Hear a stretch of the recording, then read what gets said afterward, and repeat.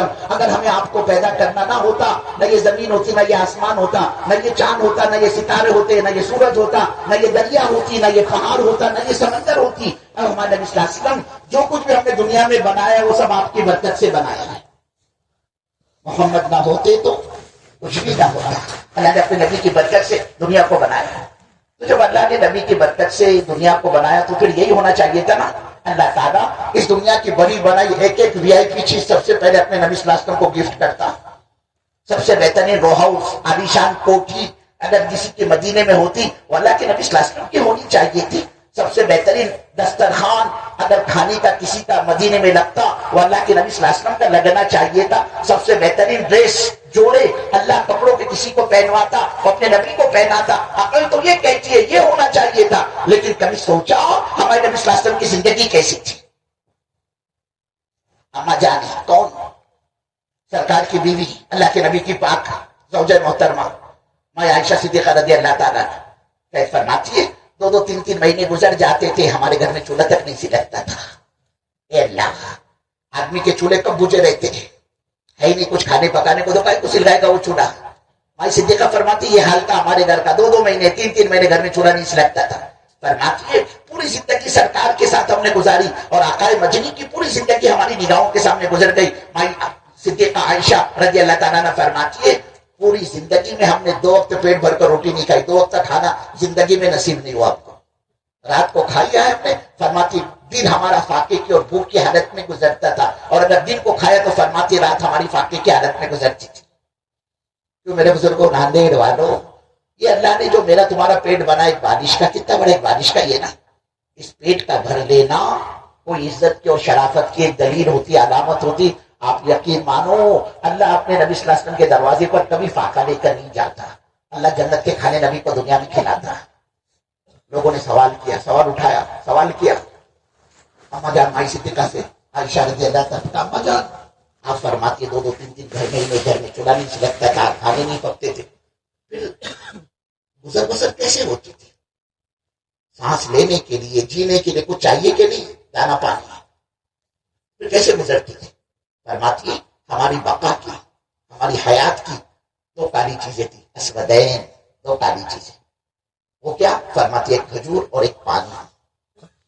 پھر سوال کیا گیا ابا جان ٹھیک ہے کھجور تو کالی ہوتی بھی ہے، پانی کالا کا کیا مطلب؟ فرماتی ہے بھتیجے وہ جو فاقے کو دور چلتا تھا اور جو بھوک کی وجہ سے ہمیں کمزوری آتی تھی، چکر آتی تھی نا، آنکھوں میں جو اندھیرا آتا تھا تو ہم کو پانی بھی کالا نظر آتا تھا. پھر فرماتی ہے ایسے بھی موقع آئے 24 گھنٹے میں آپ کو ایک کھجور دی جاتی تھی. 24 گھنٹے میں ایک کھجور اور پانی کا ایک پیالہ. سوال کیا اما جان 24 گھنٹے میں ایک کھجور، اس سے کیا بھوک مٹتی ہے؟ پانی کا ایک پیالہ کیا کام دیتا ہوگا 24 گھنٹے؟ فرماتی ہے جواب دیتی ہے عائشہ دیکھا ہم اس کھجور کو کھا لیتے تھے اور اس کی گٹلی کو منہ میں رکھ کر چوسا کرتے تھے. پھر خود ہی کہتی ہے فرماتی ہے ہمیں اس ایک کھجور کی قیمت کا پتہ اس دن چلا جس دن سے وہ ملنی بھی بند ہو گئی. اس لیے یہ زندگی ہمارے نبی صلی اللہ علیہ وسلم کے گھرانے کی، آپ کی یہ فیملی کے حالات ہیں، گھر کے حالات ہیں، گھریلو حالات ہیں. فرماتی ہے ہم نے اللہ کے کپڑوں کو کبھی بھی طے کر کے گھڑی کر کے صندوق کٹے کی الماری میں رکھا نہیں. نوبت ہی نہیں آئی اس کی. آدمی کے کپڑے کب ہینگر میں لٹکائے جاتے، گودریج کباٹ میں، الماری میں، اٹیچی میں، بریف کیس میں، سوٹ کیس میں. جب کوئی اللہ کے بندے کے پاس 2 5 6 8 جوڑے ہو تو آدمی کھلا تھوڑی چھوڑتا، اس کو الماری میں رکھتا ہے، کباٹ میں رکھتا ہے. بھائی صدیقہ فرماتی ایک جوڑا تھا حضور کے پاس، اسی کو آپ استعمال کرتے، کوئی بدن کا ایک جوڑا. فرماتی جب وہ میلا ہو جاتا اسی کو اتارا جاتا، اسی کو دھویا جاتا، اسی کو سکھایا جاتا، اور اسی ایک جوڑے پر ہمارے نبی صلی اللہ علیہ وسلم نے اپنے اکثر زندگی گزاری، ایک جوڑے کپڑے پر. کبھی ایسا بھی ہوا اللہ کے نبی کے کپڑے سوکھنے میں ذرا دیر لگ گئی، سردی کے زمانہ ہوتا ہے، بارش کا زمانہ ہوتا ہے، سورج نہیں نکلتا، پورا دن نہیں نکلتا سورج. اب اس زمانے میں تمہاری واشنگ مشین تو کچھ تھی نہیں. ایسے دیکھا فرماتی ہے اللہ کے کپڑے کے سوکھنے میں ذرا دیر لگ گئی اور ادھر نماز کا وقت ہو چلا. حضرت رسول پاک صلی اللہ علیہ وسلم کی مسجد کے مؤذن نے حضرت بلال حبشی رضی اللہ تعالیٰ سرکار کے در مبارک پر حاضر ہوئے، کہا یا رسول اللہ صلی اللہ علیہ وسلم، جماعت تیار ہے، نماز تیار ہے، اور لوگوں کو آپ کا انتظار ہے کہ آپ چلے اور نماز پڑھائیں۔ مائی صدیقہ عائشہ فرماتی رضی اللہ تعالیٰ عنہ، اللہ کی قسم ان دو گیلے بھیگے ہوئے کپڑوں کے علاوہ کوئی تیسرا سوکھا کپڑا نہیں تھا اللہ کے نبی صلی اللہ علیہ وسلم کے پاس جس کو پہن کر آپ نماز پڑھاتے۔ آپ نے ادھار مانگ کر کپڑا پہنا ہے اور پھر جا کر نماز پڑھائی۔ میرے بزرگوں، یہ بہترین کپڑوں کے جوڑوں کا ملنا کوئی عزت اور شرافت کی علامت ہوتی۔ آپ یقین مانو اللہ جنت کا جوڑا اپنے نبی کو دنیا میں پہنواتا۔ یہی صدیقہ عائشہ ہے رضی اللہ تعالیٰ عنہ، اپنے مکان کی حالت بیان کرتی ہے۔ ہم جس مکان میں رہتے تھے وہ گرینائٹ کا تھا، ماربل کا تھا، کانکریٹ کا تھا، RCC کا تھا۔ فرماتی ہے ہمارے مکان کی دیواریں مٹی کی بنی ہوئی تھی اور جو اس پر چھت پڑی تھی وہ کھجور کے پتوں کی بنی تھی۔ سرکار کائنات کے اور ان کا گھر کیسا؟ ہاں، یہ وہ ہستیاں تھی میرے بزرگوں، انہوں نے دوسروں کے گھروں کو اجاڑ کر اپنا گھر نہیں آباد کیا، انہوں نے اپنے گھروں کو اجاڑ کر دوسروں کے گھر آباد کیے تھے۔ یہ ہے ہمارے نبی کی زندگی اور یہی تعلیم ہے پوری امت کے لیے کہ اپنی روٹی پر دوسرے کی دال نہیں گھسیٹنی ہے، کہ تمہاری بنے یا بگڑے ہمیں اپنی بنانا ہے۔ یہ تو جانور کا مزاج ہے، بچھو کا مزاج ہے ڈر مارنا۔ وہ جب کسی کو ڈستا ہے نا سانپ اور بچھو، اس سے اس کا پیٹ نہیں بھرتا، لیکن اس کی فطرت میں لوگوں کو نقصان پہنچانا۔ ہمارے نبی کی تو یہ تعلیم ہے۔ صدیقہ عائشہ رضی اللہ تعالیٰ عنہ اپنے مکان کی حالت بتلاتی ہے، کیسا تھا ہمارا مکان؟ فرماتی ہے مٹی کی دیواری تھی اور اس پر کھجور کے پتوں کا چھت پڑا ہوا تھا۔ فرماتی ہے اتنا کنجسٹڈ، اتنا چھوٹا، اتنا تنگ تھا وہ مکان۔ حضرت رسول پاک صلی اللہ علیہ وسلم جب گھر میں تشریف فرما ہوتے، جب گھر میں ہم داخل ہوتے، صدیقہ فرماتی ہے ہمارے مکان کی چھت وہ اللہ کے نبی صلی اللہ علیہ وسلم کے سر مبارک سے ٹکراتی تھی، وہاں پر چھت سر سے لگتی تھی۔ اتنا تنگ مکان ہمارے نبی صلی اللہ علیہ وسلم کا، اس کی لمبائی، اس کی چوڑائی کتنے اسکوائر فٹ ہمارا مکان تھا، ہمارا بیڈ روم تھا، کتنے گز کا، کتنے گھنٹے کا۔ فرماتی ہے میں رات سوئی ہوا کرتی تھی، اپنے پیروں کو پھیلا چادر میں لپٹی ہوئی، اور حضرت رسول پاک صلی اللہ علیہ وسلم کا جب تہجد کا ارادہ ہوتا، اللہ کے نبی کی نماز کی نیت بن جاتی ہے۔ مائی صدیقہ فرماتی ہے آپ کی عادت شریفہ یہ تھی، عادت مبارکہ، آپ لمبی لمبی نمازیں پڑھتے تھے، رکوع لمبا اور سجدہ لمبا، قیام لمبا، قرات آپ کی لمبی، اور اسی وجہ سے حضور کے پیروں پر اکثر ورم رہتا تھا، پیروں پر سوجن رہتی تھی لمبی نماز کی وجہ سے۔ خود فرماتی ہے ایک مرتبہ میں نے پوچھا یا رسول اللہ صلی اللہ علیہ وسلم، یہ آپ اپنے آپ کو اتنا تھکاتے ہیں، آپ تو بخشا ہیں، اللہ نے آپ کے اگلے پچھلے سب معاف کر رکھے ہیں، پھر آپ اپنے کو اتنا کیوں تھکاتے ہیں؟ تو کیا جواب دیا ہمارے نبی صلی اللہ علیہ وسلم نے؟ عائشہ کیا میں اس پروردگار کا، اس رب کا شکر گزار بندہ نہ بنوں، میں اس کا شکر ادا نہ کروں جس اللہ نے میرے اگلے پچھلے معاف کر دیا؟ تو آپ کی لمبی نماز ہوتی تھی۔ ہماری صدیقہ فرماتی ہے ایک مرتبہ تو اللہ کے نبی نے اتنا لمبا سجدہ فرمایا، میں تو گھبرا گئی، دل پر ہاتھ رکھ کر بیٹھ گئی اور میں یہ خیال کرنے لگی، یہ سوچنے لگی اے اللہ کہیں آج میں بیوہ تو نہیں ہو جاؤں گی؟ کیا بات ہے، اللہ کے نبی کا سر اٹھتا ہی نہیں ہے سجدے سے۔ بڑی تشویش ہوئی میرے کو۔ فرماتی ہے پھر میں نے اللہ کے نبی صلی اللہ علیہ وسلم کے پیروں کی انگلیوں پر ذرا نگاہ جمائی تو اس میں میرے کو کچھ حرکت محسوس ہوئی، تو میرے دل کو قرار آیا کہ نہیں ابھی سرکار حیات ہے، اللہ کے نبی ابھی زندہ ہے۔ تو آپ کی لمبی نمازیں ہوا کرتی تھی اور اما جان مائی صدیقہ چادر میں لپٹی سوئی رہتی تھی۔ لیکن جب رسول پاک صلی اللہ علیہ وسلم کو سجدے میں جانے کی نوبت پیش آتی، حضور پاک صلی اللہ علیہ وسلم رکوع سے فارغ ہو کر آپ سجدے میں جانا چاہتے تو آپ سجدے میں جاتے ہوئے اپنے ہاتھوں سے میرے لمبے پھیلائے ہوئے پیروں کو ایسا دھکا دے دیا کرتے تھے۔ آگے فرماتی ہے میں اپنی لمبی پھیلائے ہوئے پیروں کو اپنے قریب کر لیتی تھی، اور پیروں کے قریب کر لینے کے بعد جو خالی جگہ سامنے بچتی تھی، جو خالی جگہ سامنے نکلتی تھی، اس خالی جگہ میں اللہ کے نبی صلی اللہ علیہ وسلم سجدہ فرمایا کرتے تھے۔ یہ ہمارے نبی کے گھر کی تنگی کی حالت۔ پھر یہ آپ کے اپنے پرسنل لائف ہوئی، ذاتی زندگی، آپ کے بال بچے بھی تو تھے، آپ کے اولاد کا کیا، خاندان کا کیا دیا آپ نے اپنے خاندان کو، رشتے داروں کو، گھر والوں کو؟ 4 بیٹیاں تھیں آپ کی، حضرت فاطمہ، حضرت رقیہ، حضرت زینب، حضرت ام کلثوم، ان کو کیا دیا حضور نے؟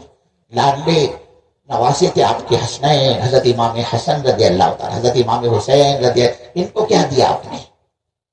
लाडले दामाद थे आपके अली मुर्तजा, क्या दिया आपने? आदमी सोचता है ना, नांदेड़ के अंदर अपनी जिंदगी दुखम सुखम 70 साल गुजर गए, बोले जो तकलीफ मैंने उठाई अल्लाह न करे मेरे बच्चे वो तकलीफ उठाए, इसके लिए आदमी चक्कर चलाता है।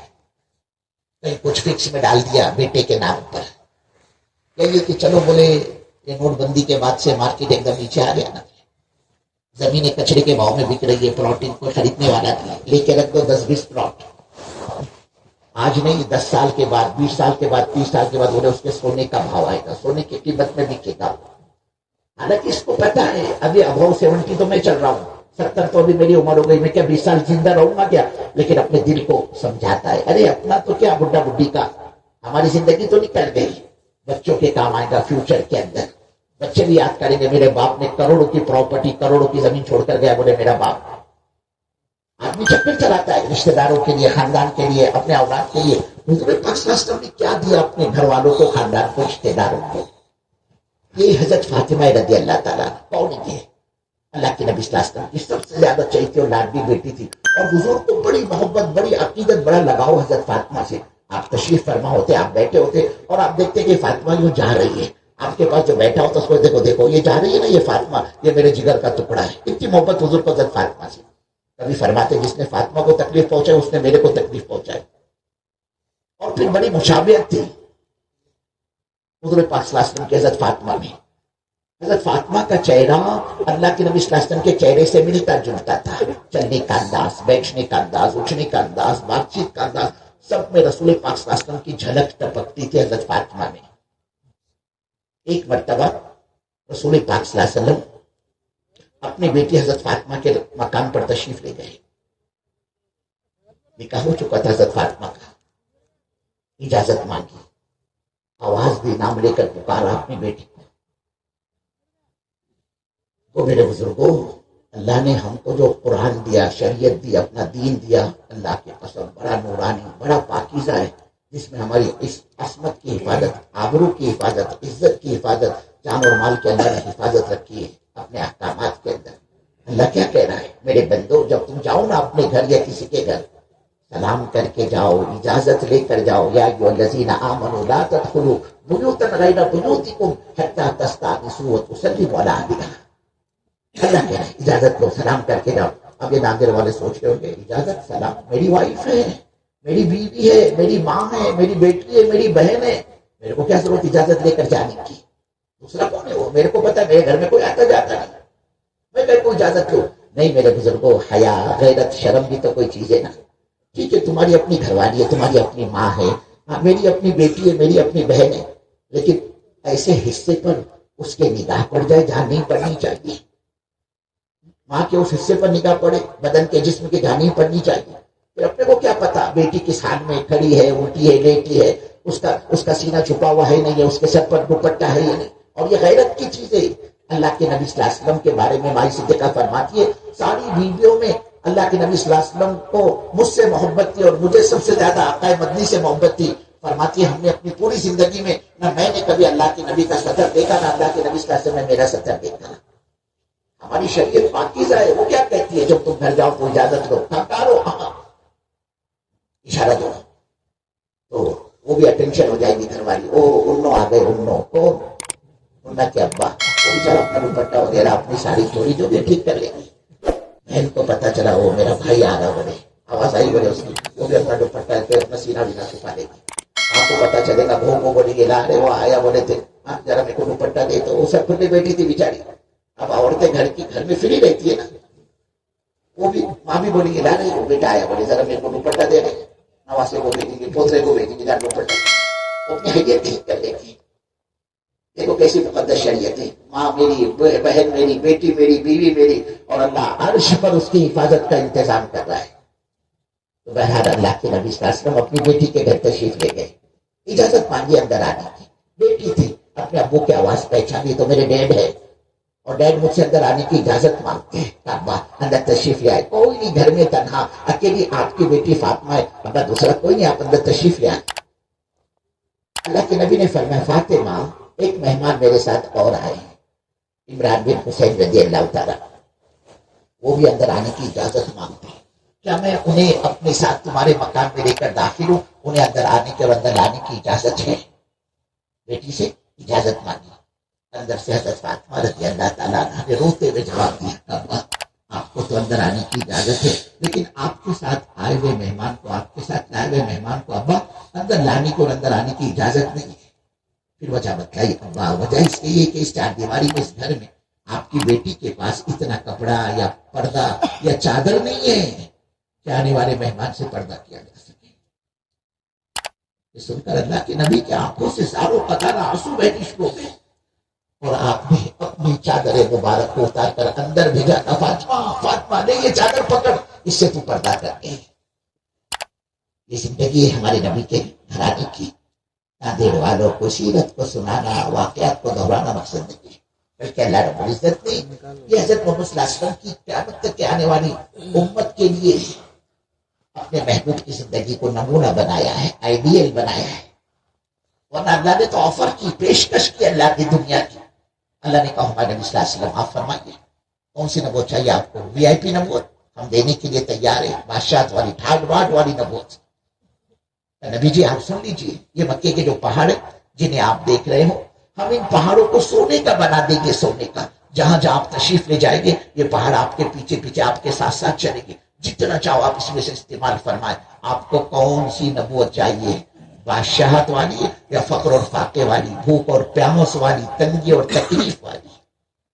اللہ کے نبی صلی اللہ علیہ وسلم نے جواب میں فرمایا، اے اللہ میں تو اس بات کو پسند کرتا ہوں، میں اس بات کو چاہتا ہوں جب تو میرے کو کوئی نعمت عطا کرے، کوئی چیز تو میرے کو کھانے کی دی، اے اللہ میں تیری اس نعمت کو کھا کر تیرا شکر گزار بندہ بنوں. اور اے اللہ جب مجھ پر بھوک آئے، تنگی آئے، فاقہ آئے، تکلیف آئے، مصیبت اور پریشانی آئے تو میں تجھ کو صبر کے ذریعے یاد کروں. کیا مطلب تیرا صبر کرنے والا بندہ بن جاؤں؟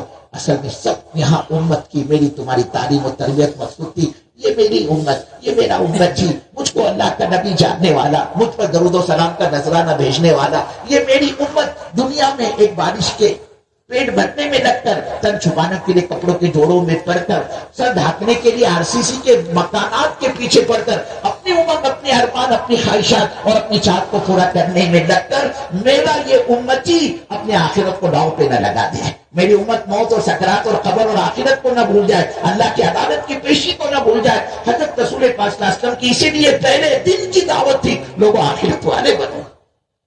یہ محنت دعوت کی آخرت کی تیاری کے لیے اللہ نے اپنے کو دیے، اور جس کی آخرت بن جاتی ہے اللہ اس کی دنیا کبھی نہیں اجاڑتا. اور اس بات کا پورا استحضار، پورا یقین صحابہ کو، اور وہ اس آخرت کے معاملے میں اتنے گھبرائے ہوئے، اتنے ڈرے ہوئے، اتنے سہمے ہوئے تھے کہ وہ صحابہ رضوان اللہ اجمعین جن کو رسول پاک صلی اللہ علیہ وسلم نے جنتی ہونے کی خوشخبریاں سنائی، جن کو عرش سے سلام آتے تھے، جن سواریوں پر بیٹھ کر یہ اللہ کے راستے کا سفر کرتے، اللہ ان کے سواریوں کے، ان کے گھوڑوں کی ٹانگوں کی قسمیں عرش پر کھا رہا ہوتا کہ عرش سے ان کے لیے سلام آ رہا ہے. حضور نے ان کو جنتی ہونے کی بشارت سنائی. ابو بکر فی الجنہ، عثمان فی الجنہ، علی فی الجنہ، طلحہ فی الجنہ، زبیر فی الجنہ، جنتی ہونے کی ان کو خوشخبریاں ملی. اللہ نے فرمایا یہ جماعت جن کا برین واش کیا نبی پاک صلی اللہ علیہ وسلم نے دعوت کے راستے سے، یہ ایسی جماعت ہے، ان کا بزنس، ان کا مال، ان کا شاپنگ پلازا، ان کے بزنس مٹیں گے، ان کی فیکٹریاں، ان کے کاروبار، ان کے کارخانے، ان کی تجارت کی منڈیاں، ان کے ملازمت کے بازار، ان کی بیویاں، ان کو ہم سے رابطہ قائم کرنے میں رکاوٹ اور آڑ نہیں بنتی. اللہ نے ان کی تعریف کی. کیسی تعریف؟ رجال اللہ تلہی تجارت ولا بیع عن ذکر اللہ. یہ وہ جماعت ہے، ان کی مصروفیات، ان کی خرید و فروخت، ان کی تجارت، ان کو ہم سے رابطہ کرنے، قائم کرنے میں رکاوٹ اور آڑ نہیں بنتی. آج یہی تو چیز میرے تمہارے رکاوٹ بنتی ہے نا. بیوی اللہ کا دین کا کام کرنے نہیں دیتی، دکان نکلنے نہیں دیتا، مکان نکلنے نہیں دیتا اللہ کے راستے میں. یہ دنیا کی مصروفیات، یہ لین دین، یہ ہم کو اللہ کے دین کا کام کرنے نہیں دیتا. اللہ نے ان کی نفی کر دی صحابہ کی کہ یہ ایسے ہیں کہ ان کی مصروفیات ان کو ہم سے رابطہ کرنے میں رکاوٹ نہیں بنتی. کیوں نہیں بنتی؟ اقامت صلاح، یہ نماز کے فاؤنڈیشن کو مضبوط کرنے والے ہیں. اقامت زکات، ہم نے ان کو مال دیا ہے، یہ اپنے مالوں کو ضرورت مندوں پر خرچ کرتے ہیں، اپنے مالوں کی زکات ادا کرتے ہیں. کیوں کرتے ہیں یہ؟ اللہ نے کہا یخافون یوما تتقلب فیہ القلوب والابصار. یہ سب اس لیے کرتے، یہ اس دن سے ڈرتے ہیں جس دن ہم دلوں کو راتوں کو الٹ پلٹ کر کے رکھ دیں گے. اس سے مراد آخرت کا دن ہے. اللہ نے اللہ کے نبی نے ان کو جنتی ہونے کی خوشخبریاں سنائی. اللہ نے ان کے بارے میں فرمایا اولئک هم الفائزون، یہ کامیاب لوگوں کی جماعت ہے. اولئک هم الراشدون، یہ رشد و ہدایت والے. کہیں اللہ نے فرمایا اولئک حزب اللہ، وہ جماعت جو اللہ کے نبی نے دعوت کے راستے سے تیار کی. اللہ نے فرمایا یہ ہماری جماعت ہے، اولئک حزب اللہ. تو کہیں اللہ نے فرمایا رضی اللہ عنہم ورضوا عنہ، ہم ان سے راضی ہیں، اور یہ ہم سے راضی. گویا کہ اللہ نے اپنی رضامندی کا سرٹیفکیٹ ان کو دنیا میں ہی دے ڈالا. ان سب کے باوجود یہ سیٹسفائز نہیں تھے، مطمئن نہیں تھے اپنی آخرت کے معاملے میں. ڈرتے تھے، گھبراتے تھے، سہمے ہوئے تھے کہ اللہ جس دن تو اپنے عدالت کے کٹورے میں میرے کو کھڑا کرے گا اور مجھ سے پوچھا جائے گا بندے یہ بتلا زندگی کس مشغلے میں لگائی، جوانی کہاں لٹائی، مال کیسے کمایا، کہاں خرچ کیا، اور جو کچھ جانا اس پر عمل کتنا کیا. اب یہ چیز ان کو رلاتی تھی، ان کی راتوں کی نیندیں حرام کر دیتی. اے اللہ میرا آخرت میں کیا ہوگا جس دن تو اپنے عدالت کے کٹورے میں کھڑا کر کے مجھ سے سوالات کی پوچھاڑ کرے گا، اس وقت میرا کیا بنے گا. اس لیے آپ دیکھو نبی کے زمانے کا امتی روتے ہوئے دنیا سے گیا ہے. وہ عمر فاروق رضی اللہ تعالیٰ اللہ کے نبی ان کے بارے میں فرماتے تھے لو کان بعدی نبی لکان عمر، اگر میرے بعد کوئی نبی ہوتا وہ عمر ہوتے. جبکہ اللہ کے نبی کا فرمان انا خاتم النبی لا نبی بعدا، میں آخری نبی، میرے بعد کوئی نبی نہیں. لیکن اگر نبوت کا سلسلہ جاری ہوتا یہ عمر فاروق رضی اللہ تعالیٰ اس کیٹیگری کے اس درجے کے آدمی کے نبی بنائے جاتے.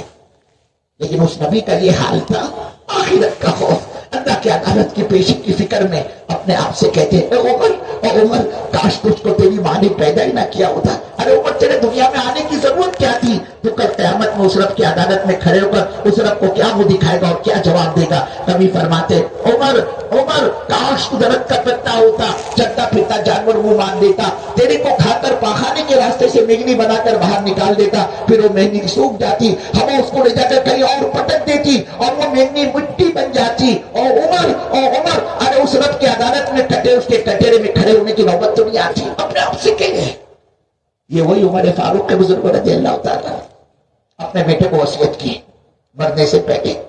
ان کے بیٹے عبداللہ ابن عمر، عبداللہ جب تم یہ دیکھو میری جان نکل رہی ہے، میں مر رہا ہوں، کہ عبداللہ میرے اس جسم کو، میری باڈی کو زمین پر ڈال دینا. اور جب جان نکل گئی تھی حضرت عمر رضی اللہ تعالیٰ کی، یہ کان اپنے چہرہ، یہ ناک، یہ پیشانی اور یہ ہونٹ مٹی میں ملتے تھے، جیسے بچہ کیسے مٹی میں لوٹتا ہو، ایسے حضرت عمر رضی اللہ تعالیٰ اپنے چہرے کو مٹی میں ملتے تھے اور اپنے آپ سے کہتے اے عمر اگر اللہ نے تیرے کو معاف نہیں کیا تو تیرا کیا ہوگا؟ کبھی فرماتے کاش عمر کی اس حالت کو دیکھ کر کہ عمر مٹی میں منہ رگڑ رہا ہے، کاش عمر کی اس حالت کو دیکھ کر اللہ کو دیا آ جائے، اللہ کو ترس آ جائے، اللہ کو رحم آ جائے اور اللہ عمر کو معاف کر دے. یہ وہی عمر فاروق رضی اللہ تعالیٰ حضرت حذیفہ کے پاس جاتے. کون ہے یہ حذیفہ؟ حضور پاک صلی اللہ علیہ وسلم کے رازداروں میں سے تھے اور بہت سی راز کی باتیں اللہ نے ان کو بتلائی تھی. اور انہیں میں سے ایک یہ اللہ کے نبی نے ان کو منافقین کے نام بتلائے تھے کہ حذیفہ مدینے میں منافق کون کون ہے اور کس کو کہتے ہیں؟ نادر والوں منافق. زبان کا مومن دل کا بے ایمان، زبان کا مسلمان دل کا بے ایمان، اس کو بغض ہوتا ہے، نفرت ہوتی ہے، عداوت ہوتی ہے دین سے، ایمان سے، اسلام سے. وہ دین کے دشمن تھے، نبی کے دشمن تھے، اللہ کے دشمن تھے حضور کے زمانے میں مدینے کے اندر. اور وہ کون ہے اللہ کے نبی وہ جانتے تھے. آپ نے فرمایا آپ حذیفہ میں تیرے کو بتاؤ مدینے میں منافق کون کون ہے، اور ایک ایک کا نام لے کر بتایا یہ فلاں یہ سب بلیک لسٹڈ ہے. حضرت عمر فاروق رضی اللہ تعالیٰ حضرت حذیفہ کے پاس جاتے ہیں، دوستی کرتے ہیں، اس کو پٹاتے ہیں اور کہتے دیکھ یار حذیفہ وہ جو تیرے کو رسول پاک صلی اللہ علیہ وسلم نے منافقین کے نام بتلائے نا، ایکس وائی زیڈ جو بھی ہوگا اپنے کو کوئی لینا دینا نہیں، جس کے بھی نام ہوں گے میں نہیں پوچھتا کون کون ہے، بس حذیفہ تو میرے کو اتنا بتا وہ جو رسول پاک صلی اللہ علیہ وسلم تیرے کو منافقین کے نام بتلائے ان منافقین کی فہرست میں، ان منافقین کے نام میں میری عمر کا نام تو نہیں ہے. ناندیڑ والوں ارے وہ سب کچھ کر کے ڈرتے تھے، ہم کچھ نہیں کر کے بھی نہیں ڈرتے. اصل میں ہمارے تمہارے دلوں سے اللہ کا ڈر نکل گیا، اللہ کا دھیان نکل گیا، اللہ کا خوف نکل گیا، اس کی خشیت نکل گئی، اس کی عظمت اور رفعت اور اس کی بزرگی اور بڑائی نکل گئی. ہم نے بھی پہچانا وہ اللہ کس قدرت و طاقت کا مالک ہے. یہ دعوت کی محنت، یہ تبلیغ کی محنت، یہ اللہ کے راستے کی نقل و حرکت، یہ 4 مہینے کی جماعتیں، یہ مقامی اعمال، یہ 2.5 گھنٹے کی محنت، یہ گھر کے اور مسجد کی تعلیم، یہ مسجد کی آبادی کا عمل، ان سب کا مقصد و نچوڑ و خلاصہ یہ میرے بزرگوں، میرے بھائیوں، میرے دوستوں، کہ حضرت رسول پاک صلی اللہ علیہ وسلم نے اپنی امت کو دین کا جس کیٹیگری کا مالک بنایا اور پھر آپ دنیا سے پردہ فرما گئے، یہ بھولی ہوئی امت، یہ بھٹکی ہوئی امت دوبارہ اس مقام پر آئے جہاں پر لا کر اللہ کے نبی نے چھوڑا تھا، اس دعوت کے راستے سے۔ یہ اس پوری محنت کا نچوڑے، یہ ہمارے مقصد اجتماع کا خلاصہ ہی، یہ بھٹکی ہوئے امت دوبارہ رائے راستے پر آ جائے۔ اس کے لیے اللہ کے نبی فرماتے، اللہ کی قسم، اپنی امت کو اس رخ پر لانے کے لیے، اس جماعت کو جو صحابہ کی اللہ کے نبی نے دعوت کے لیے تیار فرمایا، آپ فرماتے جتنا مجھے ستایا گیا اتنا کسی نبی کو نہیں ستایا گیا۔ آپ فرماتے جتنا میں رویا ہوں اتنا کوئی نبی نے رویا ہے۔ 1,00,000 انبیاء کا رونا اور تکلیف ایک طرف رکھ دو اور اللہ کے نبی کا رونا اور تکلیف ایک طرف رکھ دو، 1,00,000 کے مقابلے میں آپ کی تکلیف کو آپ بڑا ہوا پاؤ گے۔ اللہ کہہ رہا ہے، او ہمارے نبی صلی اللہ علیہ وسلم، یہ بھٹکے ہوئے نافرمان مکے والے اگر آپ کی دعوت کو قبول نہیں کرتے تو کیا آپ اپنے آپ کو ہلاک کر دو گے؟ اس پر سے آپ اندازہ لگاؤ آپ کتنے ستائے گئے۔ ناندیڑ والوں، کل قیامت میں اللہ کی عدالت قائم ہوگی اور اس کے کٹہرے میں اور آپ ہوں گے۔ ہاتھ اللہ کا اور گریبان میرا اور تمہارا ہوگا اور اللہ پوچھے گا، وہ ناندیڑ والوں، تم تک دین پہنچانے کی خاطر ہمارے محبوب صلی اللہ علیہ وسلم کا بائیکاٹ ہوا، ہمارے نبی کے راستے میں کانٹے بچھائے گئے، ہمارے محبوب صلی اللہ علیہ وسلم کی 2 3 بیٹیوں کو طلاقیں دلوائی گئی۔ مکے والوں نے پورا زور لگایا، جو یہ جماعت تھی حضور نے تیار کی تھی، یہ بلال، عمر، عمار، یاسر، خباب، صہیب، کہ ہم نے تو ان کو انگاروں پر لٹایا، ان کے جسم کو آگ کی قینچیوں سے کترا، ان کو آگ کی سلاخوں سے ہم نے داغا، ان کو آگ کے انگاروں پر ہم نے لٹایا، لیکن یہ دعوت کو چھوڑنے کو تیار نہیں۔ اب کیا کریں؟ ان کو ذہنی تکلیف تو ذہنی تکلیف، کیا ذہنی تکلیف؟ اللہ کے نبی صلی اللہ علیہ وسلم کی بیٹیاں جس گھر میں بیاہی گئی تھی، مکے کے چودھریوں نے، سرداروں نے ان گھر والوں سے بات چیت کی جہاں حضور کی بیٹیاں بیاہی گئی تھی، اور ان کو کہا ہمیں یہ بات گوارا نہیں، حضرت محمد صلی اللہ علیہ وسلم کی بیٹی تمہارے گھر میں بہو بن کے رہے، تم اپنے بیٹوں کو کہو کہ وہ محمد صلی اللہ علیہ وسلم کی بیٹی کو طلاق دے دے۔ اس بدبخت نے بھی وہی کیا جو اس کو نہیں کرنا چاہیے تھا۔ یہ بدبخت دونوں بیٹوں کو جمع کیا، 2 بیٹیاں تھی حضور کی، ایک ہی بھائی، 2 بھائیوں کے نکاح میں، ایک کا نام عتبہ اور دوسرے کا نام عتیبہ، ان 2 کے نکاح میں تھے۔ باپ نے بیٹوں سے کہا کہ میں یہ پسند نہیں کرتا کہ محمد صلی اللہ علیہ وسلم کی بیٹی ہمارے گھر میں بہو بن کے رہے، لہٰذا میں تم سے کہتا ہوں کہ تم اپنی بیویوں کو طلاق دے۔ عتبہ نے باپ کا سنتے ہی فوراً اللہ کے نبی صلی اللہ علیہ وسلم کی بیٹی کو طلاق دے دی، اور عتیبہ یہ بدبخت، یہ زیادہ کمینہ تھا، یہ اللہ کے نبی صلی اللہ علیہ وسلم کی مجلس میں پہنچا، حضور پاک صلی اللہ علیہ وسلم کے کپڑوں کو پکڑ کر کھینچا اور کہا سن لے، اول تو مجھے پسند نہیں کرتا اور میں بھی تجھ کو پسند نہیں کرتا ہوں، حضور سے کہہ رہا ہے، اور کہا میں نے تیری بیٹی کو طلاق دے دی۔ میرے بزرگوں، کیا گزری ہوگی اس باپ کے دل پر، کیا گزرتی اس باپ کے دل پر۔ دیکھو بچی نکاح میں دیر ہو جائے اس کے، تب بھی ماں باپ کو اطمینان ہوتا ہے۔ بڑے بوڑھے کہتے ہیں لڑکی کے بارے میں پرایا دھن ہے، یہ پرایا دھن، آج نہیں کل اس کے ہاتھ پیلے ہو جائے گے، آج رشتہ نہیں ہوا تو کل کو ہو جائے گا، لیکن ایک مرتبہ جب لڑکی کا نکاح ہو جائے، وہ رخصت ہو جائے اور پھر کسی عذر کی بنا پر متعلقہ ہو کر بوڑھے باپ کی چوکٹ پر آ کر بیٹھ جاتی ہے نا، بوڑھے باپ کی دہلیز پر، اب اس بوڑھے باپ کا خون چلتا ہے کہ ہائے میری جوان بچی گھر میں آ کے بیٹھ گئی۔ اللہ کے نبی صلی اللہ علیہ وسلم کی 2 بیٹیوں کو طلاق کے واقع ہوئی۔ اللہ کہے گا تم اپنے کو نبی کا عاشق بتاتے ہو، نبی کی محبت کا دعویٰ کرتے ہو، نبی کی محبت کا دم بھرتے ہو۔ ہمارے نبی صلی اللہ علیہ وسلم نے تم تک دین پہنچانے کی وجہ سے طائف کی گھاٹی کے اندر میرے نبی کو 7.5 کلومیٹر تک دوڑایا گیا۔ اللہ کے نبی چل نہیں سکتے تھے طائف میں، آپ کے دونوں جوتوں کے اندر خون جمع ہو گئے۔ بھائی صدیقہ نے ایک مرتبہ پوچھا، یا رسول اللہ آپ کی زندگی میں سب سے سخت دن کون سا ہے؟ آپ نے کہا عائشہ یہ کیا تو نے پوچھا، یہ سوال کیا تو نے، یہ پوچھا تو نے، یہ تجھے پوچھنا تھا؟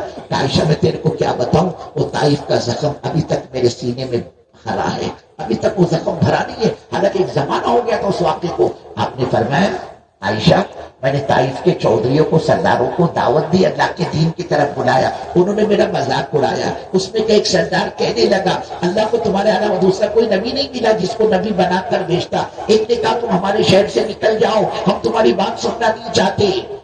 عائشہ بدماشوں کو، آوارہ قسم کے، اوباش قسم کے لڑکوں کو میرے پیچھے انہوں نے لگایا کہ مجھے پتھر سے مارے، اور انہوں نے جو ہی مجھے پتھروں سے مارنا شروع کیا، عائشہ میرے دونوں جوتوں میں خون جمع ہو گیا، میں چل نہیں سکتا تھا، میں نے زمین پکڑ لی، میری آنکھوں میں اندھیرا چھا گیا، میں بیٹھ گیا۔ اس پر بھی میں اس طائف والوں کو، میرے قوم کو مجھ پر رحم نہیں آیا۔ عائشہ بھوکے شیر کی طرح مجھ پر بت گئی، میرے دونوں بازوؤں کو پکڑ کر انہوں نے مجھے کھڑا کیا۔ عائشہ میرا قدم اٹھتا تھا ان کے پتھر برستے تھے، 7.5 کلومیٹر تک میں نے پتھر کھائے۔ اللہ کل قیامت میں پوچھے گا او نادر والو، تم سے چلے اور 4 مہینے کے لیے تمہارا گھر نہیں چھوٹتا، تمہاری گھر والی نہیں چھوٹتی، تمہارا کاروبار نہیں چھوٹا، تمہارا جاب نہیں چھوٹا۔ دیکھو ہم نے ہمیشہ کے لیے اپنے نبی صلی اللہ علیہ وسلم کو مکے سے باہر نکالا۔ اللہ کے نبی صلی اللہ علیہ وسلم نہیں چاہتے تھے مکہ چھوڑ کر آپ کہیں جائے۔ مکے والے اللہ کے نبی کی سانسوں کے دشمن بن گئے، اور یہ طے کر ڈالا، یہ میٹنگ کی انہوں نے کہ آج کی رات اللہ کے نبی صلی اللہ علیہ وسلم کو ختم کر دینا ہے۔ انہوں نے حضرت پاک صلی اللہ علیہ وسلم کے مکان کو چاروں طرف سے گھیر لیا۔ اللہ نے وہی بھیجی، وہ ہمارے نبی صلی اللہ علیہ وسلم اب بس کیجیے، اب چھوڑ دو، ہمیشہ ہمیشہ کے لیے مکہ کو الوداع کر دو۔ اللہ کے نبی اٹھتے ہیں، ان کے درمیان میں سے گزروایا اللہ نے، لیکن ان کی آنکھوں پر اللہ نے اندھے پن کا پردہ ڈال دیا، یہ حضور پاک صلی اللہ علیہ وسلم کو نہیں دیکھ پائے۔ اللہ کے نبی وہاں سے نکلتے ہیں، اس رات کے اندھیرے میں، اس رات کی تنہائی میں بار بار پلٹ کر آپ بیت اللہ کو دیکھے جا رہے ہیں اور فرمائے جا رہے ہیں اے بیت اللہ تو اللہ کا گھر ہے، مجھے تجھ سے ان سے تعلق ہے، عشق ہے، لگاؤ ہے، محبت ہے، تو سن لے تو میرا جائے پیدائش ہے، میرے باپ دادا کا تو مسکن وطن رہا ہے، میں کبھی کسی حال میں تجھے چھوڑ کر کہیں نہ جاتا، لیکن میں کیا کروں، میں مجبور اور بے بس ہوں، یہ مکہ والے میرے کو یاد ہی نہیں دیتے۔ اللہ کہے وہ نبی کے عاشق ہو، تم اپنے کو نبی کا عاشق بتاتے ہو؟ ارے ہمارے نبی صلی اللہ علیہ وسلم نے جب مکے سے عاجز ہو کر ایسے مقام پر پہنچا ہمارا نبی کہ حج کا زمانہ ہے، قبائل آئے ہوئے ہیں، قافلے آئے ہوئے ہیں، اور اللہ کے نبی صلی اللہ علیہ وسلم کو دعوت دے رہے کہ چلو مکے والے تو بات نہیں سن رہے، یہ باہر کے آنے والے مہمان ہیں، کیوں نہ میں ان مہمانوں کو اللہ کے دین کی طرف بلاؤں اور وہ دعوت قبول کر لے، اللہ کے دین کو اور میرا دین پروان چلے۔ آپ ایک ایک قبیلے کے پاس جا کر اپنا تعارف کروا رہے، میں اللہ کا نبی، میں یہ کہتا ہوں، میں یہ کہتا ہوں، میں یہ کہتا ہوں، اور وہاں یہ حال، کوئی ہمارے نبی صلی اللہ علیہ وسلم کی بات سننے کو تیار نہیں۔ آپ نے قبیلے سے بات شروع کی، آپ بات کر ہی گئے تھے، مکہ کا کہنے والا وہاں سے گزرا، اور یہ بدبخت اللہ کے نبی صلی اللہ علیہ وسلم کو دعوت دیتا ہوا دیکھ کر کہنے لگا ارے یہ جو تم کو دعوت دے رہا ہے یہ پاگل آدمی ہے، پاگل، کہاں اس کے تم چکر، یہ پاگل ہے، کہاں یہ پاگل ہے۔ انہوں نے اللہ کے نبی کو پکڑ کر زوردار دھکا دیا، جب یہ پاگل آدمی تو پاگل کی بات کیوں سنے؟ آپ وہاں دور جا کر گر پڑتے، آپ وہاں سے اٹھے، پھر تیسری قوم، پھر چوتھا قبیلہ، پھر پانچواں، ایک ایک کے پاس خوشامد کر رہے، لیکن کوئی سننے کو تیار نہیں۔ نگاہ مبارک اللہ کے نبی صلی اللہ علیہ وسلم کے قبیلے پر پڑی، وہ دور دراز الگ تھلگ بیٹھا تھا، آپ اس کے پاس گئے، اس سے اپنا تعارف کروایا، میں اللہ کا نبی، میں یہ کہتا ہوں، یہ کہتا ہوں، مجھے کو اللہ کا ڈرنا۔ اس قبیلے نے اللہ کے نبی کی پوری دعوت سنی، پوری بات سنی، اور کہنے لگا آپ کی ساری باتیں ہم کو اچھی لگی، لیکن ہمارا سردار ہے جو ابھی آئے گا تھوڑی دیر میں، آپ اس سے بات کریں، اس کو دعوت دیں، اگر وہ سردار آپ کی بات قبول کر لے ہمیں کوئی اعتراض نہیں۔ اللہ کے نبی کو جیسے اندھیرے میں چراغ ہاتھ لگ گیا، امید کے کرن آپ کے دل میں جاگی کہ چلو یہاں تو کوئی بات بھی نہیں سن رہا تھا، ارے کچھ تو ایسے ملے جنہوں نے میری بات تو سنی۔ آپ اس سردار کے انتظار میں بیٹھ گئے کہ وہ آئے تو اس کو دعوت دو۔ تھوڑی دیر میں وہ سردار آیا، اور جیسے ہی دیکھا اس نے اللہ کے نبی صلی اللہ علیہ وسلم کو اپنے قبیلے کے پاس بیٹھا ہوا، مرتا کیا نہ کرتا، غصے کی بنا پر اس کے چہرے کی رنگت بدل گئی۔ یہ بدبخت پہلے سے اللہ کے نبی کو پہچانتا تھا. آپ کو دیکھ کر کہنے لگا یہ آدمی کیوں بیٹھا یہاں, کس نے بٹھایا اس کو یہاں, یہ آدمی ہمارے آدمیوں کے پاس کیوں بیٹھا. جب اس کو پتا چلا کہ اس کی اپنی قوم نے حضرت محمد صلی اللہ علیہ وسلم کو یہاں پناہ دی, یہاں بٹھایا, تو کہنے لگا بدبخت, اگر میری قوم اس آدمی کو یہاں نہ پناہ دیتی, یہاں نہ بٹھاتی, سب سے پہلے میں اپنی اس تلوار سے اس کی گردن اڑا دیتا. اگر میری نگاہ میں مکے کے اندر کوئی گھٹیا قسم کا شخص ہے وہ یہ ہے محمد صلی اللہ علیہ وسلم. ایک امید تھی میرے بزرگوں, اس پر بھی پانی پھر گیا. اللہ کے نبی صلی اللہ علیہ وسلم وہاں سے اٹھتے, آپ نے اپنی اونٹنی کی نکیر پکڑی, مہار پکڑی, اور اس اونٹنی پر سوار ہونا چاہ رہے تھے. اس ظالم سردار کے ہاتھ میں نیزہ تھا, نیزہ. اس بدبخت نے اپنے اس نیزے سے اللہ کے نبی صلی اللہ علیہ وسلم کی اونٹنی کو چبویا. وہ نیزہ, اونٹنی کو نیزہ چبنا تھا, وہ اچھلی بتکی, اور حضور پاک صلی اللہ علیہ وسلم چاروں خانے چت زمین پر گر پڑے. اس بدبخت نے ہمارے نبی صلی اللہ علیہ وسلم کو زمین پر گرا دیا.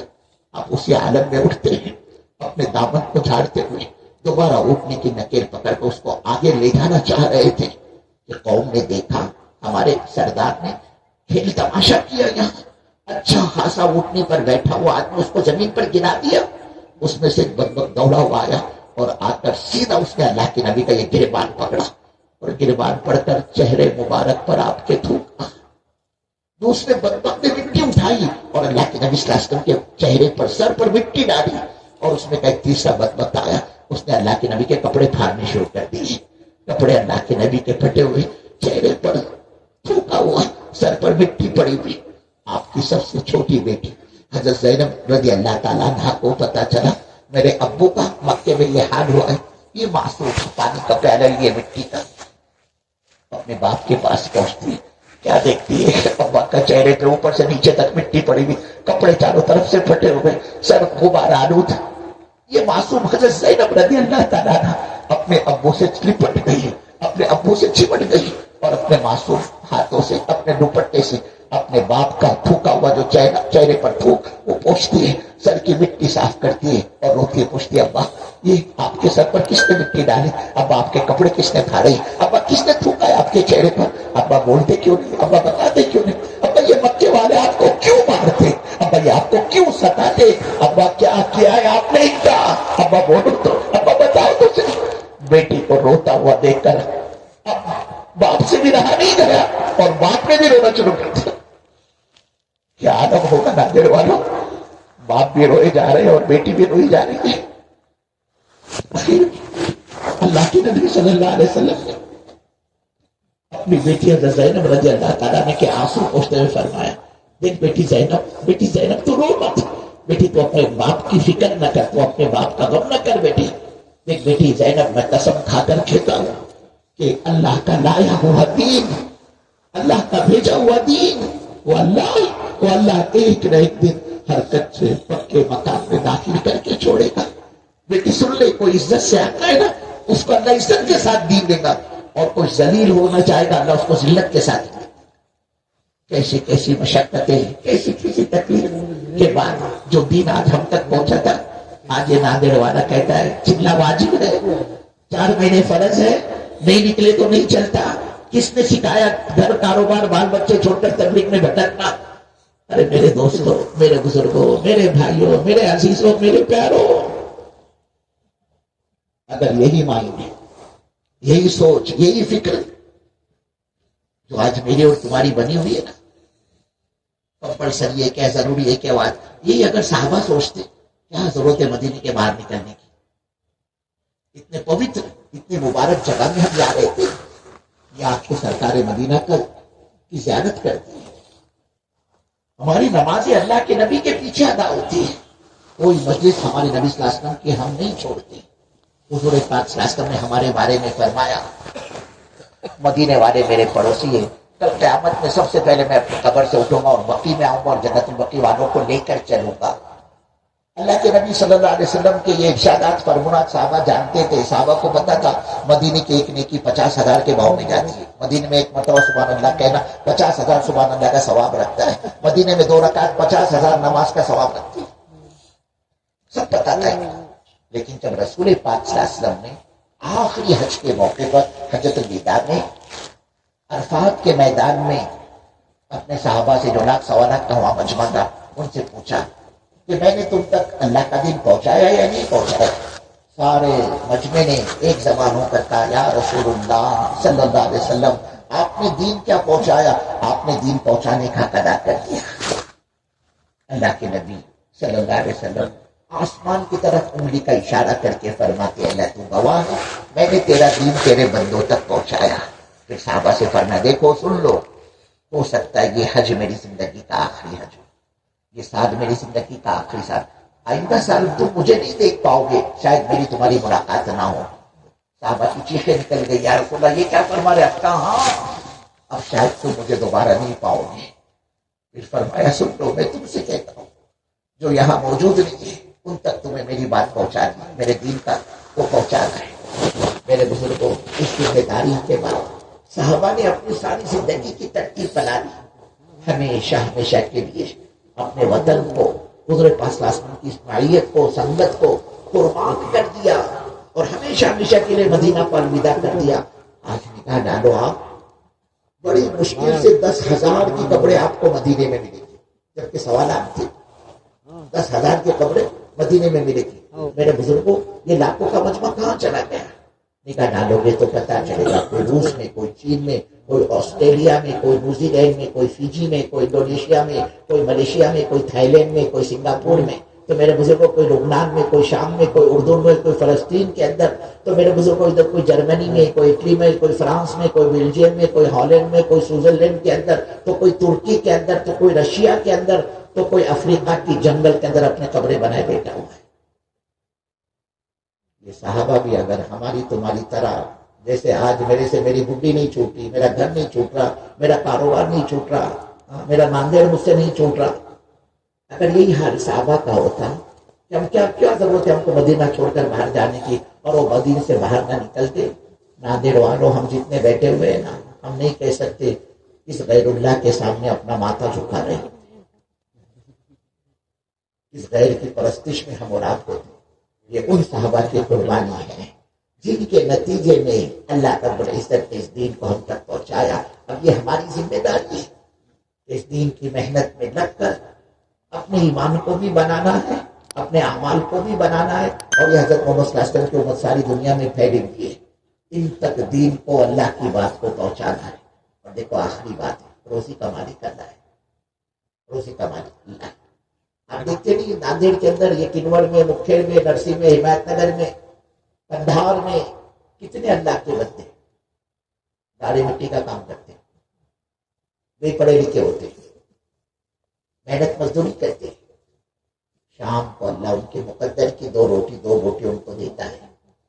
میرے بزرگوں، میرے بھائیوں، میرے دوستوں، ہم تم اللہ کے دین کا کام کر کے بھوکے مرے ناندیڑ والوں، یہ عقل میں آنے والی بات نہیں ہے۔ بنیوں والی محنت کرنے والے کو، گاڑے مٹی کا کام کرنے والوں کو اللہ روزی پہنچائے، اور ہم نبی کا کام کر کے ہم بھوکے مرے، یہ تو ہو ہی نہیں سکتا۔ صحابہ کیا تھا ان کے پاس؟ ننگی بھوکی قوم، گری پڑی قوم، دانتوں سے پتے چاپتے تھے، پیٹوں پر پتھر باندھتے تھے، لیکن اللہ کے دین کے کام کو بیس بنایا، مقصد بنایا زندگی کا۔ فرماتے تھے اللہ کی قسم، جن ہاتھوں سے اپنے دانتوں سے پتے چبا کر پیٹوں پر پتھر باندھے، انہی ہاتھوں سے ہم نے پھاوڑوں سے سونا کاٹ کاٹ کے تقسیم کیا۔ ایک بات سمجھ دو ناندیڑ والوں، اللہ پاک دین کی برکت سے تو دنیا دے دیتا ہے، لیکن دنیا کے چینل سے کسی کو دین نہیں ملتا، اس کے لیے قربانی شرط ہے۔ اللہ کہہ رہا ہے کیا ہو گیا ہے تم کو؟ اللہ کہہ رہا ہے، شروع میں قرآن کی جو آیت پڑھی نا، وہ یہی ہے، یا ایھا الذین آمنوا ما لکم اذا قیل لکم انفروا فی سبیل اللہ ثاقلتم الی الارض۔ تم کو ہو کیا گیا ہو جب تمہاری تشکیل ہوتی ہے، جب تم سے کہا جاتا بابا نکل اللہ کے راستے میں، جان لگا، مان لگا، اللہ کے دین کو سیکھ، دین کو عالم میں پہنچا، تو تم بہانے بتلاتے ہو میری بچی کی ڈیلیوری کا مسئلہ یہ کرے گا بیٹھ کے بچی کی ڈیلیوری، ادھر میرے دکان کا مسئلہ، میرے جاب کا مسئلہ، میری فیکٹری کا مسئلہ، میری چھٹی کا۔ اللہ کہے کیا ہو گیا ہے تم کو؟ تمہارا دنیا کا کوئی کام نہیں رکتا، اگر فرق آتا ہے تو ہمارے دین کے کام میں فرق کیوں آتا ہے؟ اللہ کہہ رہا ہے اے ایمان والو تم کو کیا ہو گیا ہے؟ جب تمہاری تشکیل ہوتی ہے تو بہانے بتلاتے ہو۔ یہی نا ناندیڑ میں ایک دکان کا، ایک پلاٹ کا مالک کے ہم نے تم کو بنا دے دیا، ایک فارم ہاؤس، ایک شاپ کیا دے دیا ہم نے تم کو، سر چھپانے کے لیے ایک ذاتی مقام کیا دے دیا؟ اللہ کہہ رہا ہے نادر والو اس پہ رال ٹپکا رہے تم، اور رضیتم بالحیات دنیا من الآخرہ، تم دنیا کی زندگی پر راضی ہو گئے آخرت کی زندگی کے مقابلے میں؟ کہاں وہ لاکھوں کروڑوں اربوں کروڑوں سال کی زندگی اور اس کے مقابلے میں 60 70 80 100 سال کی زندگی، دونوں کا کیا جوڑ بیٹھتا ہے؟ یہاں کی ساری نعمتیں فنا ہونے والی اور وہاں کی ہر نعمت بڑھنے والی ہے۔ اللہ کہہ رہے کیا ہو گیا تم کو؟ جب تمہاری تشکیل ہوتی ہے تو بہانے لگ جاتے ہو، اور اسی تم بالحیات دنیا من الآخرہ، تم دنیا کی زندگی پر راضی ہو گئے آخرت کی زندگی کے مقابلے میں؟ اللہ کہہ رہے سن لو میرے بندو، میری عزت کی قدر، یہ جو تم چمک دمک دنیا کی دیکھ رہے ہو، یہ آخرت کی نعمتوں کے مقابلے میں یہاں کی زندگی اور یہاں کا مال و متاع یہ بہت تھوڑا ہے، بے حیثیت ہے، بے وزن ہے، بے قیمت ہے۔ اللہ کہہ رہا ہے فما متاع الحیات الدنیا فی الاخرۃ الا قلیل۔ اور اس سے اگلی جو آیت ہے، اللہ نے نادر والوں ہم کو اور آپ کو بتھاڑا جھنجھوڑا ہے۔ اللہ کیا کہہ رہا ہے؟ الا تنفروا، اتنا سننے کے بعد بھی حرکت میں نہیں آؤ گے، مقصد پر نہیں آؤ گے، جان مال بچاؤ گے ہمارے دین سے، ہماری عزت کے قسم ہم تمہاری زندگی کے واٹ لگا کر چھوڑیں گے۔ کیا کریں گے ہم تمہارے ساتھ؟ الا تنفروا يعذبكم عذابا اليما، ہم تمہیں دردناک عذاب میں مبتلا کر دیں گے، تمہاری سانسوں کے ہم دشمن بن جائیں گے۔ ومن اعرض عن ذکری فإن له معیشة ضنکا، ہم سے کٹو گے، ہم کو بھول کر زندگی گزارو گے، ہم تمہارا معیشت کو، تمہارے رہن سہن کو، تمہاری فیملی اسٹائل کو جہنم بنا کر چھوڑیں گے۔ اللہ کہہ رہا ہے الا تنفروا يعذبكم عذابا الیما، حرکت میں نہیں آؤ گے، ہم تمہیں دردناک عذاب میں مبتلا کر دیں گے۔ کس کو کہتے ہیں دردناک عذاب؟ سیلاب، سونامی، زلزلہ، زمین پھاڑ کر اس میں دھسا دیا جائے، آسمان سے آگ کی بارش ہو، ارے یہ تو وقتی عذاب ہوتا ہے، آ کر چلا جاتا ہے۔ اللہ کہہ رہے نہیں میرے بندو، میں تو جو تمہیں پکڑ کروں گا تمہاری پوری معیشت کو تنگ کر دوں گا، سب ہوگا ہمارا تمہارے پاس، ہمارا عطا کردہ، لیکن تمہاری کمائی کی برکت، زندگی کی برکت، مال کی برکت، چیزوں کی برکت، تمہارا چین، تمہارا سکون، تمہاری راحت، تمہاری عافیت، سب کو ختم کر دوں گا۔ آج یہی حال میرا تمہارا ہے، برکتیں ختم ہو گئی، محبتیں نفرتوں میں بدل گئی، چین و سکون غارت ہو گیا۔ بتلاؤ نا کون بھائی کنال سکھ کی زندگی گزار رہا ہے؟ میں نے درمیان میں آپ سے عرض کیا نا، جو جتنا بڑا مالدار ہے وہ اتنا زیادہ پریشان ہے، جو جتنی بڑی فیکٹری کا مالک ہے وہ اتنا زیادہ پریشان ہے۔ اللہ کہہ رہا ہے مجھ سے کٹے گا اور تیری زندگی جہنم بنا کر چھوڑ، برکتیں ختم ہو گئی۔ بتاؤ کہاں برکتیں؟ دیکھو یہ مجمع بیٹھا ہے، اس میں بہت سے پرانے ہیں، ان کو پتا ہے، یہ بتائے کہ ایک کنبہ، ایک پریوار، ایک خاندان ہوتا تھا، ایک ہی مکان ہوتا تھا، اس مکان میں کمانے والا ایک ہوتا تھا، کھانے والے 50 ہوتے تھے، بڑے ابا، چھوٹے ابا، بڑی امی، چھوٹی امی، چچا، تائے، پھر 25 ان کے بچے، پورا پریوار ایک آدمی کے کمانے سے پلتا تھا، کماتا تھا ایک، کھاتے تھے 50۔ اب اسی گھر میں 50 کمانے والے ہو گئے، لیکن 50 کے 50 کنگال ہے، قرض کے اندر ڈوبے ہوئے، برکت ختم ہو گئی ہے۔ گھر والی بھی بولتے ہیں جی تمہارا کچھ ہاتھ بٹاتی نا، میں گھر میں بیٹھے بیٹھے سینہ پرونا کرتی، تو روپئے کرتی، بولے برتن ٹاک کے دیتی، اتنے 4 سے تک کو کام آتی۔ بچی کچھ کسر اپنی جوان بچی کو بھی کاؤنٹر پر بھیج دیا، جا بیٹی ہنس کر بات کر، مال سپلائی کر، اور تو بھی کما کے لا۔ اے اللہ، گھر والی کما رہی، بیٹی بھی کما رہی، یہ بھی کما رہا، اور حال یہ کہ یہ کنگال کے کنگال، برکتوں کا جنازہ نکل گیا۔ اب برکت نہیں ہے گھر کی 4 دیواری میں، ورنہ کماتا تھا ایک، کھاتے تھے 50، اور 50 کمانے والے بن گئے، لیکن 50 کے پاس قرضے میں ڈوبے ہوئے، کہاں ہے برکت میں رزق؟ محبت نفرتوں میں بدل گئی، محبت نفرت میں بدل گئی۔ ایک سچ کے نیچے آپ نگاہ ڈالو تو پتا چلے گا، 2 سگے بھائی ساتھ میں نہیں رہ سکتے، ایک ہی باپ کا نطفہ ہے، ایک ہی باپ کا خون ہے، اور دونوں بھائیوں نے ایک ہی ماں کا دودھ پیا ہے، سگے بھائی ہے سگے، لیکن وہ ایک چھت کے نیچے نہیں رہ سکتے، ایک گھر کے اندر ایک ساتھ میں، بھائی بھائی کے خون کا پیاسا ہے، باپ بیٹی کا دشمن، بیٹا باپ کا دشمن، بیوی کا نبھاؤ شوہر سے مشکل ہو گیا بزرگوں، شوہر کا نبھاؤ بیوی سے مشکل ہو گیا آج۔ ساسو جی ہے نا، بہو کو اپنا دشمن سمجھتے، اور بہو ساس کو اپنا دشمن سمجھتے، نہ گھر کے دیورانی جیٹھانی میں جوڑ، نہ گھر کے ننن اور بھاوج میں جوڑ، نہ گھر کے بھائی اور بہنوں کے اندر جوڑ، زندگی جہنم بن گئی۔ اس سے آگے آج کی نالائق اولاد ہے نا، اپنے بوڑھے ماں باپ کو 2 وقت کی روٹی نہیں کھلا سکتی، عجیب بات ہے۔ ان کو پوچھو، حاجی صاحب، چودھری صاحب، خان صاحب، سید صاحب، شیخ صاحب، کتنے تمہارے، وہ چاؤش تمہارے کتنے؟ سید صاحب تمہارے کتنے، چودھری تمہارے کتنے بیٹے؟ کوئی کہتا 4، کوئی کہتا 6، کوئی کہتا 8، کوئی کہتا ہے 5. اور یہ 4 اور 6 اور 5 اور 8 نالائق مل کر اپنے 2 بوڑھے ماں باپ کو نہیں سنبھال سکتے. فٹ بال بناتے ماں باپ کو، فٹ بال 4 دن وہ بیٹے کے گھر باری باری باری کرتے، بولے 4 دن یہ گھر میں رہے گا، پھر بولے اس کی باری، پھر بڑے بھائی کی. اب 4 دن سے 6 دن ایک گھر میں رہ گیا نا ماں باپ، وہ بہو اس کو تانا دیتی ہے، جی میں نے کیا ٹھیکہ لیا کیا، دیورانی کے وہاں بھیجو نا، وہ جیٹ کے وہاں تو ان کو بیچتے نہیں، میں جن کو اب یہ دیکھ رہے ہمارا کیا اثر کر رہی ہے اولاد.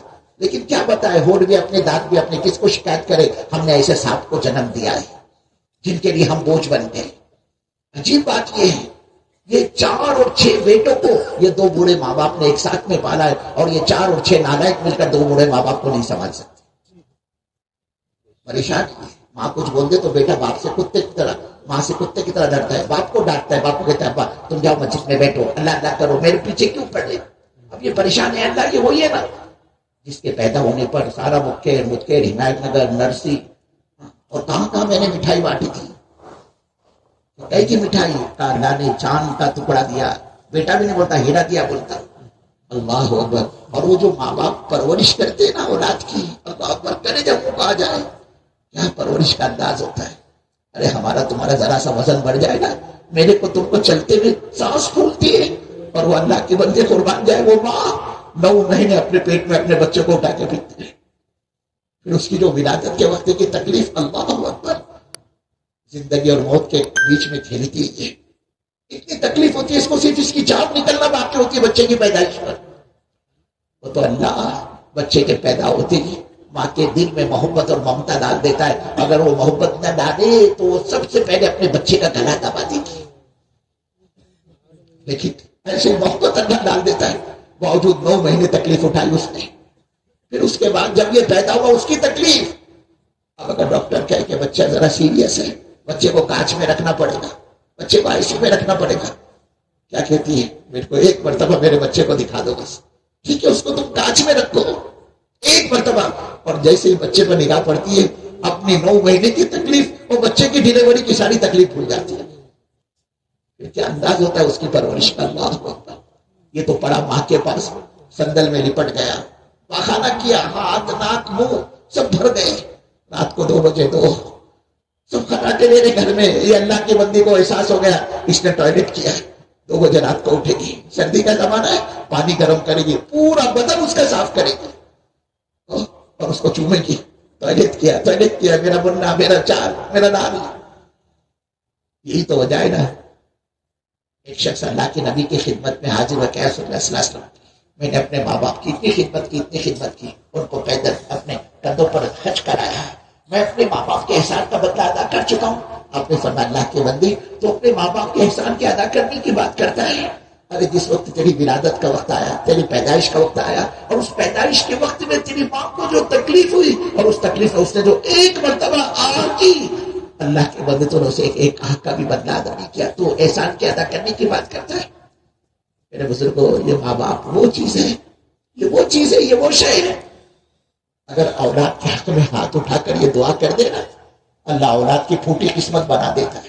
اور اگر ماں باپ کا دل دکھتا ہے، ماں باپ کا دل دکھاتے ہو اور ماں باپ کے دل سے آہ نکلتی ہے، تو پھر کان کھول کر سن لو، اللہ اولاد کی بنی بنائی قسمت کو پھوڑ دیتا ہے. یہی وجہ اللہ کے نبی نے فرمایا، ماں کے قدموں کے نیچے جنت ہے، باپ جنت کا دروازہ ہے، تیرا جی چاہے تو اس کی حفاظت کرنا، اس کو سائے کرتے. کیا انداز ہوتا ہے اس کی پرورش کا. دودھ نہیں پلاتی، اپنا خون پی کر اس کو پالتی ہے، خون پلا کر وہ بچہ پلتا ہے. 3 بجے رات پیشاب کر دیا اس نے، اب آدھی رات ہے، گہری نیند کا وقت ہے، اس کو محسوس ہوا پیشاب کیا ہے، وہ لنگوٹ باندھتے، بھابھی کہتے ہیں ہمارے، 1.5 گانٹھ ہوتی ہے، وہ گانٹھ کھول دیتی اور پوری رات بچے کے بستر میں پیشاب میں سوتی ہے. وہ ایسے کھسکا دیتی بچے کو، کیوں کہ پیشاب میں پڑا رہے گا، سردی ہو جائے گی، اکڑ جائے گا، جکڑ جائے گا. اور اس کو اپنے ساتھ شالی چولی میں کیا کہتے ہیں اس کو، آنچل کے اندر دوپٹے میں لپیٹ لیتی ہے وہ، اور خود پوری رات پیشاب میں گزارتی ہے سو کر. میرے بزرگوں، لیکن آج یہ حال ہے. کیا اولاد اتنے دور نکل گئی کہ اس کو ماں سمجھ میں نہیں آتی، باپ سمجھ میں نہیں آتا. کہ 4 5 6 جوان بیٹے لیکن 2 بوڑھے ماں باپ کو 2 وقت کی روٹی نہیں کھلا سکتے، جبکہ یہ 2 بوڑھے ماں باپ نے 6 جوانوں کو ایک ساتھ میں پالا ہے۔ اللہ کہہ رہے میرے بندے تو مجھ سے کٹے گا، تیرے اپنوں سے تیرے کو کاٹوں گا۔ ہم آج اس کے نافرمان، اس لیے آج ہماری اولاد ہے ہماری نافرمان۔ میرے بزرگوں، زندگی میں امن کے آنے کا، چین کے آنے کا، سکون کے آنے کا، برکتوں کے آنے کا راستہ دین اور دین کی محنت ہے، دعوت اور دعوت کی محنت ہے۔ اگر اس سے کمپرومائز کرو گے نا، اللہ میری تمہاری سانسوں کا دشمن بن جائے گا۔ کیوں؟ اللہ کو مسلمان پیارا نہیں ہے، اللہ کو اپنا دین پیارا ہے۔ کوئی وعدہ نہیں ہے اللہ کا مسلمان کے ساتھ، سارے وعدے دین والوں کے ساتھ ہے۔ عزت کا وعدہ، نجات کا وعدہ، زمین پر خلافت کے دینے کا وعدہ، حالات کو سازگار بنانے کا وعدہ، ذلت کی پستی سے نکال کر عزت کی چوٹی پر، سارے وعدے اللہ کے دین کی شرط کے ساتھ ہے۔ ڈنکے کی چوٹ پر تھا یا ایھا الذین آمنوا ان تنصروا اللہ ینصرکم، تم ہمارا کام کرو گے تمہاری قرض بازاری ہم دور کریں گے، تمہاری گھر بیٹھی بیٹی کو عزت سے ٹھکانے لگائیں گے، تمہارے حالات کو سازگار بنائیں گے، تمہاری ڈوبتی نیا ہم پار لگائیں گے۔ تو اللہ دوسری طرف کہہ رہا ہے میرے بندو، جب میں اپنی مدد و نصرت کے دروازے تم پر کھول دوں، پھر دوسرا کون مائی کلال جو میرے کھولے ہوئے دروازوں کو بند کر سکتا؟ ینصرکم اللہ فلا غالب لکم، ہمارے سارے مسئلے اللہ کے ساتھ سے واپس ہیں۔ اس کے لیے آج تک دین پر چلنے کے معاملے میں اور دین کی محنت کے معاملے میں اور دین کی دعوت کے معاملے میں ناندیڑ والوں، مجھ سے اور آپ سے اور پوری امت سے جتنی کمی ہے، جتنی کوتاہی ہے، جتنی غفلت اور سستی ہوئی، اللہ میرے کو تم کو پوری امت کو معاف کر دے۔ دیکھو میرے بزرگ کو صبح کا بھولا شام کو گھر آ جائے، اس کو بھولا نہیں کہتے۔ ہمارے اجتماع کا مقصد یہی ہے، آنے والا مجمع اپنی زندگی کی ترتیب بنائے، اپنی غلط زندگی سے توبہ کر کے اپنے آپ کو صحیح رخ بتائے۔ یہ وہ تبلیغ ہے، یہ وہ دعوت ہے، یہ وہ محنت ہے۔ آپ اچھی طرح جانتے، وقت زیادہ ہو چکا ہے، تفصیل کا وقت نہیں ہے کہ اس تبلیغ نے لاکھوں کروڑوں اربوں خربوں انسانوں کی زندگی میں انقلاب پیدا کیا۔ کتنے لاکھوں کروڑوں بے نمازی کام میں لگنے کے بعد نمازی بن گئے، کتنے شرابیوں نے شراب سے توبہ کی، کتنے حرام کمائی کمانے والوں نے حرام سے توبہ کی، کتنے غلط زندگیاں گزارنے والے صحیح رخ پر آئے۔ اس دعوت کے کام کی یہ تاثیر ہے۔ میرے بزرگوں، جان بچانے میں فائدہ نہیں، جان جھونکنے میں فائدہ ہے۔ آخر میں ہماری گزارش ہے، جس طرح سے اس پورے مجمع نے الحمدللہ تقریباً 2 گھنٹے سے زیادہ ہو گئے، یہ مجمع ٹس سے بس نہیں ہوا۔ اللہ آپ کے بیٹھنے کو، آنے کو، سننے کو، جمع ہونے کو قبول فرمائے۔ اللہ اس بیٹھک کو نجات کا ذریعہ بنائے، مغفرت کا ذریعہ بنائے، ہدایت کا ذریعہ بنائے، زندگی میں دین کے زندہ کرنے کا ذریعہ بنائے۔